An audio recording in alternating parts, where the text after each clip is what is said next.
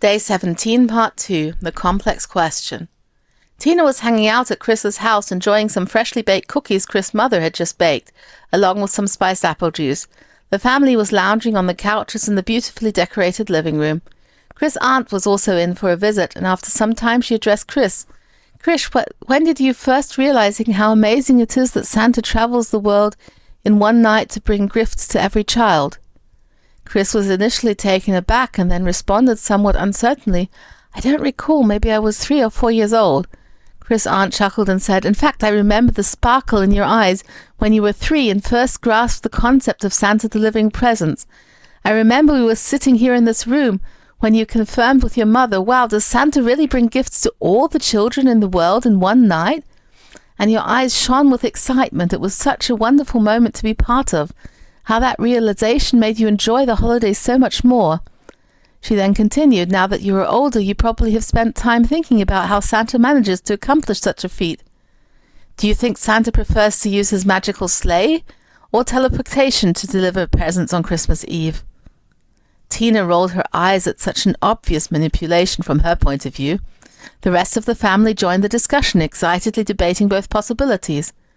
But Tina had discovered that initiating a confrontation was not always the wisest choice.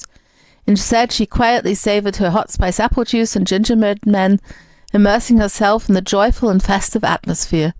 She had to admit the whole atmosphere was filled with a kind of magical, playful excitement. She contemplated whether to bring up this obvious manipulation employ with Chris later, but decided that being right and proving it was not always crucial. Sometimes one could just let a situation be as it was, even if illogical and fallacious, and simply enjoy it for what it was.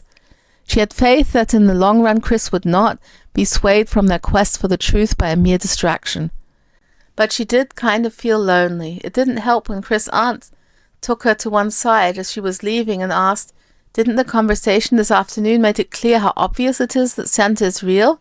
I mean, everyone knows it," and left her with a wink and a knowing smile. Tina completely disagreed. She wondered if Chris' aunt suspected that they were on a quest, but she did not really want to let her good mood from the delightful afternoon be spoiled, so she pushed the thought aside and chose to dismiss it. The complex question fallacy arises when a question is structured in a way that embeds a particular assumption or presupposes a specific point of view. The fallacy or false consensus. This fallacy occurs when someone believes that their own opinions, beliefs, or preferences are more widely shared or accepted than they actually are. It involves assuming that others see things the same way the individual does, leading to an overestimation of the consensus or agreement on a particular matter. The use of words like clear, obvious, or everyone knows in arguments can be indicative of this fallacy, as it implies an assumption or shared understanding or agreement that may not be accurate.